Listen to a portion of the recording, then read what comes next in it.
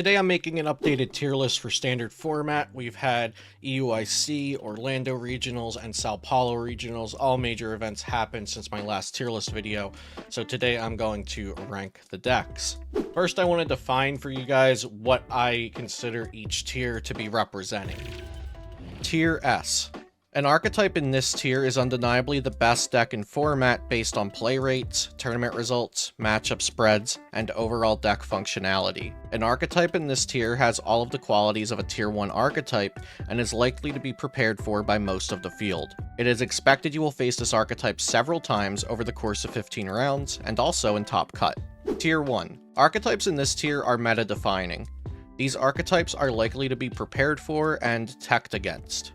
Archetypes in this tier are expected to be popular and perform well. Top 8 or even winning major events is feasibly within reach for these archetypes. Tier 2. Archetypes in this tier have inherent strength but are not as powerful, consistent, or adaptable as Tier 1. Since these archetypes are slightly less powerful and or less popular, they are not expected to be universally teched against. Archetypes in this tier are expected to perform decently well, but are not generally seen as overpowered in a diverse field of decks. These archetypes are expected to be seen in the top 32 range at major events, but can reasonably make it to top 8. Winning a major event would be possible, but unlikely. Tier 3. Archetypes in this tier have flaws such as lack of consistency, lower power level, and or bad matchup spreads. These decks are noticeably in a lower echelon and are expected to be much less popular and successful than decks in the higher tiers. Tier 3 decks are typically played due to one or two very good matchups, or due to their lower skill floor. This is the cutoff for archetypes of known quantity which are expected to make an appearance in Day 2, however they will likely be found in the lower placements. Tier 4. Archetypes in this tier have similar flaws as Tier 3 archetypes, but have even less reason to be played.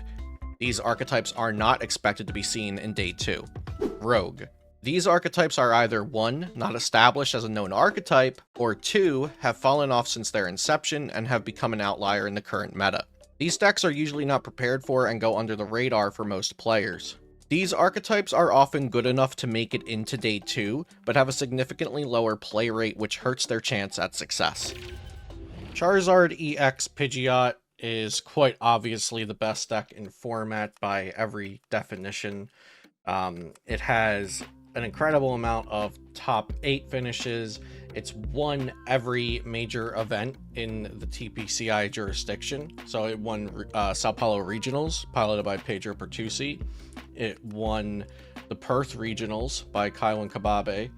It won Orlando Regionals, piloted by Liam Halliburton. And it won EUIC, piloted by Tord Reklev, with many other great placements not far behind that. So this deck has been popular, this deck has been successful, it's converting into Day 2, it's converting into top 8, even with counter decks around, like Pidgeot Control, Espathra EX, Snorlax Stall. The deck is still doing incredibly well. And I think that it is the best deck in format, and that we are in a format with a Tier S deck, which is Charizard Pidgeot EX. Personally, I still prefer my list from Orlando Regionals, which I got top 8 with. So yeah, I still prefer the list I played to Orlando Regionals, but I also do like Hero's Cape, and I'm definitely considering that for my next event. Looking at something like Pedro Pertusi's first place list from Sao Paulo, that not only has the Hero's Cape as a different inclusion, but is also kind of combining Tord Reklev's winning list with William Azevedo's 4th place list. So playing an Eerie and double TM Devo, but also playing the 1/1 Bibarel and the Cleffa. Also tossing in that Mist energy, so we are seeing some innovation going on as the format continues, and as the Charizard mirrors tech for each other, and as other counter decks pop up. So Charizard EX is not the only deck to play, and it's very far from that, but it is the best deck, it's the most popular deck, and I expect it to be the most successful deck from now until this format ends. Maybe even when the next set, Twilight Masquerade, comes out, Charizard EX could still just be the best deck. Next, moving into Tier 1. These are the other decks, the other archetypes that make up the top of the meta. aside from Charizard, and most of these are competing with Charizard pretty well, having either even or favorable matchups into Charizard. So first we have Chi and Pal Baxcalibur, of course, with Iron Hands EX. Chi and Pal EX Baxcalibur going into this format, I deemed it to be one of the most powerful decks next to Charizard. I believe in my earlier tier list videos I said that Charizard, Chi and Pal, and Lugia were some of the highest power level decks available. But I think Charizard Pidgeot's consistency and reliability just outweighs Chi and Pal's and Lugia's, which makes Charizard just the better deck. But Chi and Pal EX, people who are very good at Chi and Pal, very comfortable with the matchups, say that it is a deck that has a favored matchup into Charizard. And, you know, if you believe that Chi and Pal has a favored matchup into Charizard, then that gives you great reason to play the deck. I like Charizard because it has a comfortable time against pretty much anything except Pidgeot control, probably. Has a winnable time against most things at the very least. But Chi and Pal EX is very strong. You don't have to worry about the Charizard mirror if you're playing Chi and Pal EX, so that's another, that's kind of a bonus to not playing Charizard in this meta, is that you don't have to master the Charizard mirror if you're not playing Charizard yourself. So yeah, Chi and Pal EX definitely going into this tier 1 kind of definition. These are very popular decks, very strong decks. We expect them to make top 8 and even try to reach for a win if Charizard will let a win happen. Next, we have Lugia. Like I mentioned, this is one of the highest power level decks in the format thanks to Cinccino. But of course, Lugia has some consistency issues, some bricking issues. It is a deck that plays 16 or 17 special energies. And then it also has to play a whole lot of Pokemon that are useless at some points in the game, like the 4 Archeops. You need your 2 in the discard, but after that, they don't do anything for you. Similar with the Lugia line. You need Lugia to get the Archeopses down, but you don't end up actually benching, 3 or 4 Lugia Vs or evolving even sometimes a second Lugia V-Star, and certainly not the 3rd Lugia V-Star. So it's a deck that has clunky pieces that make for awkward hands, but it has a very high power level.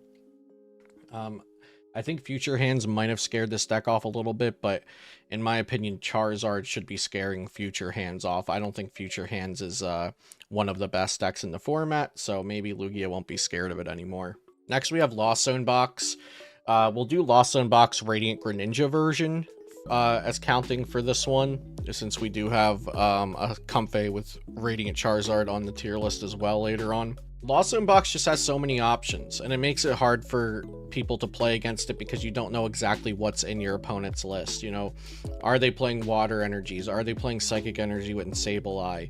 Are they playing Hoopa EX? Are they playing Raikou V? Are they playing Roxanne? Are they playing Boss's Orders? There's a lot of unknown quantities inside of a Lost Zone Box deck in a closed deck list environment.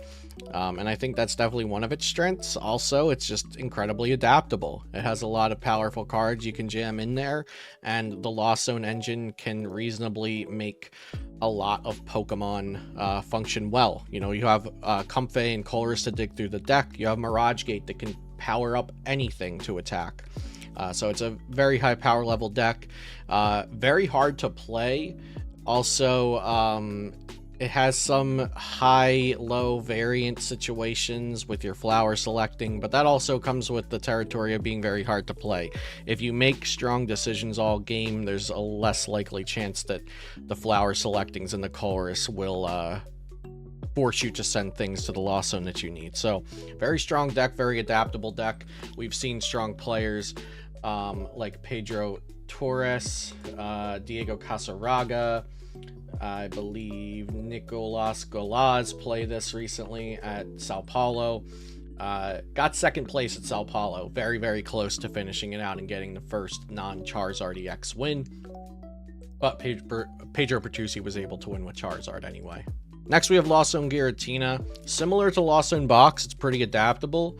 Lost Zone Tina is known for not having any unwinnable matchups, although the Lugia matchup is not great and the Chi and Pal matchup is not great.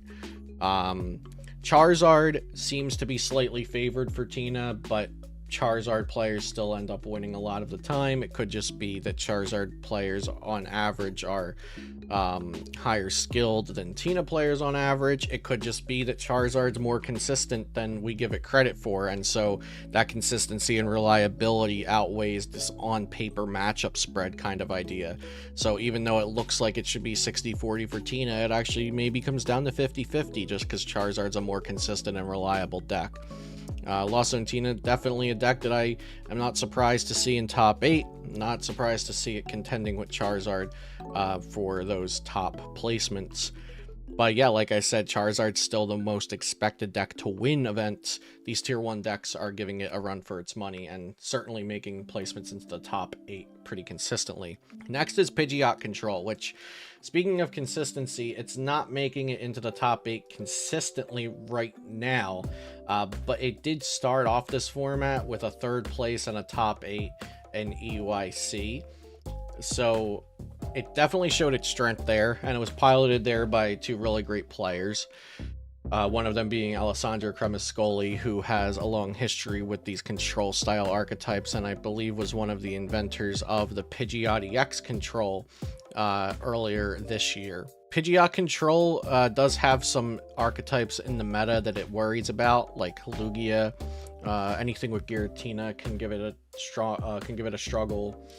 The Ancient Box and Moon decks can also be a problem sometimes. Even things that can go aggressive while Pidgeot tries to set up, like Future Hands, can sometimes be an issue. But typically it has a really, really good time against Charizard EX and Chien-Pao EX, which, if you ask a lot of players, they might tell you the 2 best decks in the format are Charizard and Chien-Pao. So that's where Pidgeot EX control comes in to be tier 1, is that it has a good matchup, a great matchup against possibly the 2 best decks in format. Moving on to tier 2, we're going to start with Roaring Moon and Roaring Moon EX with the Dunsparce. This is a very smooth deck. It's a very solid and consistent deck, very efficient. It's a prize trading deck. You're trying to always stay either even or ahead of prize trade. It definitely has some pros and cons compared to Ancient Box. So Ancient Box is able to do like 330 damage with a single prizer. Moon is not able to do that, but it does have Moon EX as an option. It also has better draw power because of the Dunsparce. So I'd argue that Ancient Box, which is also going to go in tier 2, has a higher power cap with single prize attackers, but it lacks in consistency and reliability what Moon to Dunsparce is able to offer because of the Dunsparce's ability. So Moon Dunsparce, it's gotten a good bit of top 8s. So it got top 8 at it got top 8 at Perth, it got top 8 at Regionals Orlando, it got top 8 at EUIC, and it got 10th at the Sao Paulo Regionals. So this archetype has been consistently putting up placements, even though it was barely on the map as an archetype going into EUIC. It still got 7th and 16th. Then followed up, like I said, top 8 at Orlando, top 8 at Perth, and just missing with a 10th place at Sao Paulo Regionals. So Moon to Dunsparce, very solid deck. Like I said, I think it's a good middle-of-the-road prize tradey kind of deck. And then we also have Ancient Box, which Jake Ewert was able to take to a 2nd place finish at Orlando. And let's see, we also have some other placements. 11th place at EUIC by Joao, and at that event it won the seniors division as well. So we got a top 16, we got a 2nd place, and then we got some top 32s here and there throughout these major events as well. Next, we have Future Hands in tier 2. Future Hands is a deck that I just am not a fan of. I think it is just like Peony Miraidon almost, and I thought that deck was awful as well. So not a fan of Future Hands. It did not have a good showing at Regional Sao Paulo, with its highest placement being top 64. At Orlando Regionals, it had a top placement of top 16 and then also 2 top 32s. And at EUIC, of course, it did do really well. So it got 5th, 6th, 10th, and 15th at EUIC. So EUIC definitely showed the best of this deck, I think, and now it's falling off as Charizard just becomes more and more consistent and more dominant. That's what I foresee continuing to happen with this deck. It's still a fine deck if you're just looking to get a day 2, get some championship points. I think it's a fine deck for doing just that, but I doubt that this will win a major event in this format before it wins Indiana. Next in tier 2 is Arceus Giratina. Another deck that I think is great if you're looking for, going into a tournament, trying to get a bare minimum placement, looking for championship points, looking for day 2, but not really caring how far you go into the tournament after that. Although, I will say, Arceus Giratina has gotten some impressive finishes. At Sao Paulo Regionals, it got 7th, 9th, and also one top 32, but yeah, top 8 and also bubbling out of top 8 at Regional Sao Paulo. It got 2 top 16s in Orlando, 11th and 12th, as well as a top 32. And it got 2 top 32s. No, I'm sorry, those were other Arceus decks. So yeah, it didn't do too hot at EUIC, but it did pretty well at Orlando and also Sao Paulo. Like I said, I think this is a solid deck, consistent, does an efficient amount of damage, does its thing, gets you some points and gets you maybe a safe day 2. But I don't foresee this winning an event, although it can make top 8 as we've seen. I don't think this deck will go all the way at any point this format, but tier 2 is kind of like that middle ground between tier 1 and tier 3. Like these tier 2 decks, I fully expect them to be in day 2, several of each of them. And I expect 1 or 2 tier 2 decks to make it into top 8, but I don't expect a tier 2 deck to win the whole event. Next, we've got Gardevoir.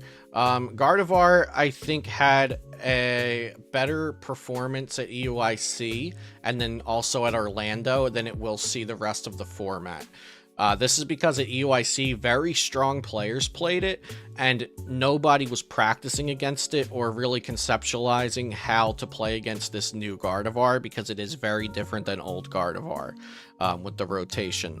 So at EUIC, we had people like Stefan Ivanov, Piper Lapine play Gardevoir, and then Fabian bubbled out of top 8 with it, and so that gave it really good ground to go into Orlando with people still disrespecting it, because it missed top 8 by like a percentage of a percent, but it really, the top 8 of the first tournament of the format dictates what people are going to test against and prepare for. So I think Gardy bubbling at 9th at EUIC actually had a lot to do with it being able to perform as well as it did at Orlando, getting 3rd and then another 9th as well at Orlando.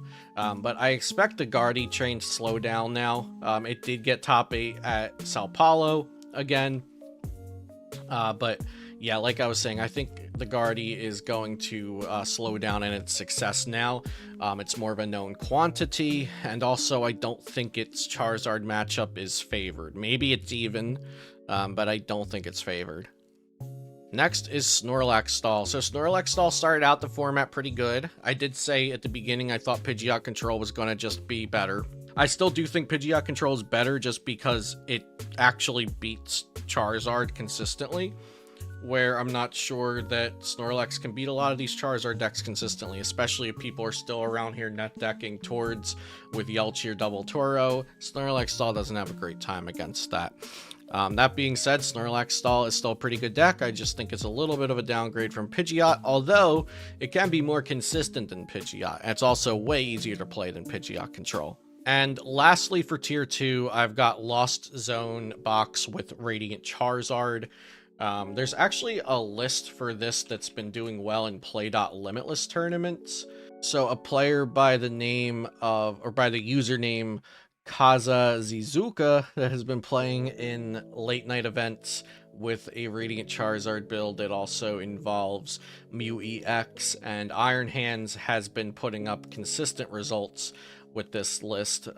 Just looking at Play Limitless real quick, I see 6 first places and second places from this person all playing the same list, or the same archetype, the same general list. So Lost Zone box Sablezard, I think, has untapped potential in this format. It's not as good as Lost Zone Box with Radiant Greninja, in my opinion, but this is actually a deck I've had my eye on for a little while. I think it's 100% better than people think it is, but probably still capping around that tier 2 range. Next, going into tier 3, these decks all have something that are keeping them down, whether it's their bad matchup spreads, their lack of consistency, their lower power level, their lack of a good draw engine. And speaking of lack of a good draw engine, let's talk about Future Box. The thing that Future Box bothers me is that, like, Future Hands has a more consistent and more reliable game plan, whereas Future Box just feels a little too abstract and lacking power level to be that abstract. Whereas Lost Zone Box can have a lot of techs and differing game plans and adaptability. I don't feel that Future Box has anywhere near the power level of Lost Zone Box because it has to be using mostly future Pokemon, whereas Lost Zone Box can use any type of Pokemon. It can use EXs, it can use Vs, it can use Ancient, it can use Future, whatever it wants. Whereas Future Box is really pigeonholed into just using the Pokemon that have been given to the Future archetype, which a lot of the Future Pokemon are very great. They just don't necessarily work together well enough to create a strong enough toolbox deck in this format and in this meta game. Next in tier 3, I have a couple of Arceus decks. So we have Arceus Armarouge and Arceus Alolan Vulpix V-Star. I think Arceus Alolan Vulpix V-Star is like your flagship tier 3 deck. It has a couple of great matchups, very, very polarizing, but it also just kind of seems like a gimmick at times, and it's clunky, and I'm not really a fan. Arceus Armarouge, I think, is a pretty solid deck. I don't feel that it has any great matchups or any, like, awful matchups, I guess. It is just an Arceus deck with some fire stuff at the end of the day. But I think I'd prefer Marco C. Fuentes' Control Arceus over Arceus Armarouge, which we'll talk about a little later. Next, Goldengo EX. I think Goldengo EX is literally just worse Chi and Pal EX. That being said, these tier 3 decks can make it into day 2. I'm not surprised if a Goldengo or 2 makes it into day 2. I don't expect them to perform very, very well after they make it into there, though. Next, we have Espathra EX, which has been seeing more play. It's gotten some okay finishes. It's supposed to be a Charizard EX counter deck. And while I do think it has a favored matchup against Charizard, I don't think it's good enough to play this deck. So yeah, definitely falling into the tier 3 range. I'm not surprised if it makes it into day 2. I would be surprised if it, like, made it the top 8, and I would not believe it if it won the event. I don't think it's a good enough deck to do that. But yeah, I see the appeal, the good Charizard matchup, but I don't think it's even good enough to justify playing this deck. Next, Dialga V-Star. It can be super, super strong and snowbally. It can pop off very hard, for sure. But it also is a deck with, like, what, 16, 18, 20 basic energies in it. It has a V-Star that is not giving you consistency. Something like, you know, Arceus V-Star is giving you consistency. Palkia V-Star back in the day, or even in the Goldengo deck, is giving you energy, acceleration, and consistency. The Dialga V-Star does offer a very, very strong effect, which is giving you an extra turn, which is, like I said, it allows you to pop off, take some huge turns, 2 turns in a row. But I don't think it has the reliability and consistency to make that strength actually matter enough to be higher than tier 3. And finally, in tier 3, we have Great Tusk Mill. Great Tusk Mill is another alternate win condition deck, but I think Pidgeot Control is the best, Snorlax Stall is the second best, and then Great Tusk Mill's at the bottom of the family tree for the alternate win condition decks in our current format. Great Tusk Mill's fine, but it's very linear. You know what it's going to do the entire game, and as soon as you identify the deck that you're playing against, you can switch up your strategy, and a lot of times that's going to result in a win for you and not for the Great Tusk. Tier 4, not going to talk about these decks too much. I'm tossing Raging Bolt and Miraidon EX in there just because they're in the tier list. Tier 4 decks are things that I would steer away from. Like, I wouldn't even think about playing them. And then the difference between tier 4 decks and rogue decks are, you know, maybe there's a reason to play them. They're not being played enough. They're not being tested enough. So I would put Charizard Bibarel in Rogue just because of it's so low play rate. Like it's being played a significant amount less than Charizard Pidgeot. If Charizard Bibarel and Charizard Pidgeot were both played, let's say they both had 15% in the tournament, I still do think that Charizard Pidgeot would be the more successful of the two, but Charizard Bibarel wouldn't be bad. I think if it was being played at the percentage of Charizard Pidgeot, it would probably land around tier 2. But just because of its very low play rate, I'm putting it in Rogue, and that's what Rogue really has to do with me, right? It has too low of a play rate to estimate where it actually belongs, and that's going to be the same for Arceus Goodra, for Bennett EX decks, for Gouging Fire EX decks, and also for the Arceus Control deck I mentioned that Marco C. Fuentes played. He played this at Sao Paulo Regionals, got 11th place. Arceus Control featuring Eri. Just trying to slow your opponent down and then attack away until you win the game. So that is my tier list for right now, April 2024, in the Temporal Forces metagame, somewhere between Sao Paulo Regionals and Indianapolis Regionals. Hope you all enjoyed the video. Be sure to subscribe to the channel for more Pokemon TCG content, and I'll see you next time here on Celio's Network.